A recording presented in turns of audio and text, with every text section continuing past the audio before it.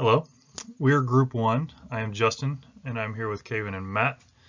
The following discussion is on the hang power clean.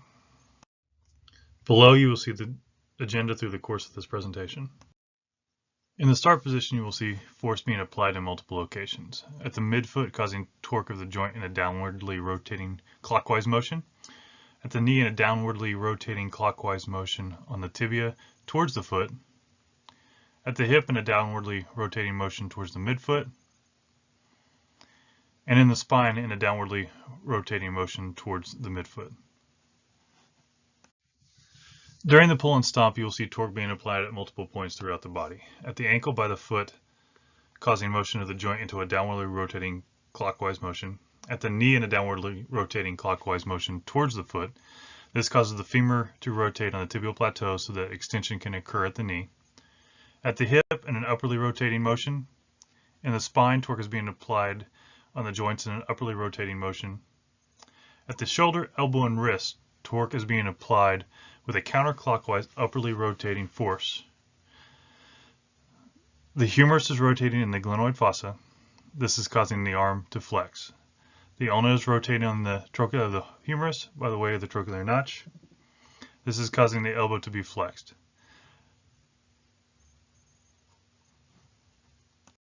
During the catch, torque is being applied to the ankle and knee in an upwardly rotating counterclockwise motion, with dorsiflexion at the ankle and the femur rotating on the tibial plateau so that flexion can occur at the knee.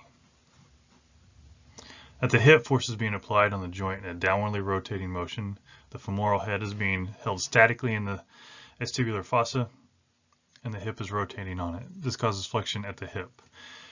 At the shoulder, torque is being applied with a clockwise downwardly rotating force being applied to the humerus. The humerus is attempting to rotate in the glenoid fossa.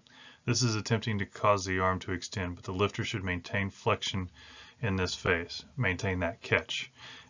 At the elbow and the wrist, torque is being applied with a counterclockwise upwardly rotating force. The ulna is rotating on the trochlea of the humerus by way of the trochlear notch. This is causing the elbow to be flexed, while this torque is also causing the wrist to be extended.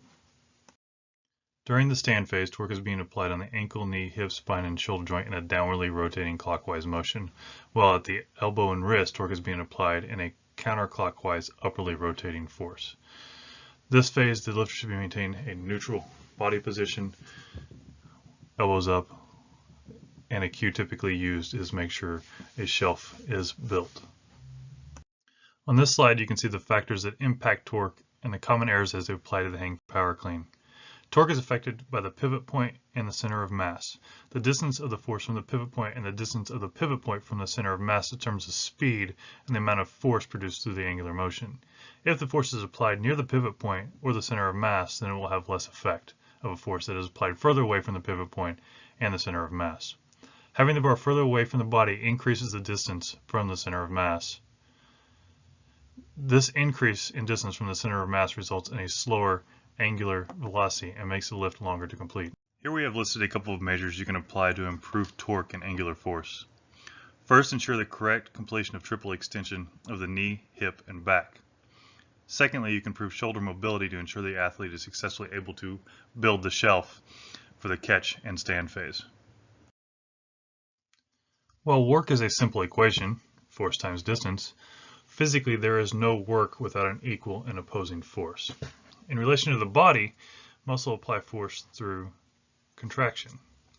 Now, for the hang power clean, or any lifting movement for that matter, work does not begin until the movement begins or the sum of all forces equal greater than 0. Power, another simple equation, directly applies to the hang power clean since it is a quote-unquote power movement. Power is easily measured by the amount of weight the lifter is capable of pulling in relation to time. Now, additionally, power is also affected when additional force is added to the object already in motion, such as gravity's effect on the bar through the motion. Mechanical energy is used to describe motion, and it's comprised of kinetic and potential energy. Kinetic energy is energy related to linear and curvilinear motion, and it is highly influenced by velocity. As velocity increases, so does that kinetic energy. Potential energy is associated with position. For motions completed on land, it is based on object's position and the vertical displacement from the ground. As an object increases its vertical displacement, its potential energy increases.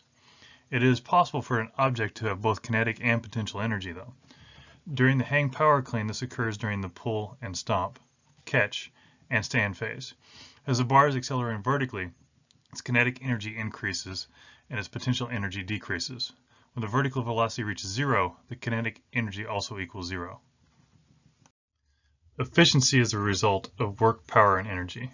3 ways to increase efficiency in the hang power clean are increase the average velocity of the bar, increase the rate of force during triple extension, and reduce the amount of arc in the vertical movement. 2 common errors that affect efficiency in the hang power clean is the inability to keep the thoracic and lumbar spine extended, or a rolling of the spine. Additionally, improper timing of the knee-hip extension during the pull and stomp, or triple extension phase. There are several key takeaways from each of the phases of the movement. Potential energy at the start due to the bar being held off the floor, the counter movement, the kinetic energy through the pull, utilizing the catch at the top of the movement when kinetic energy is at its lowest, and the return of potential energy at the end of the stand phase for return to start or other potential exercise variants. 3 corrective measures to improve performance and reduce risk in the hang power clean include ensuring the bar is kept close to the body during the pull phase, ensuring catching at the top of the lift, and utilizing the counter movement, which reduces strain on the musculature.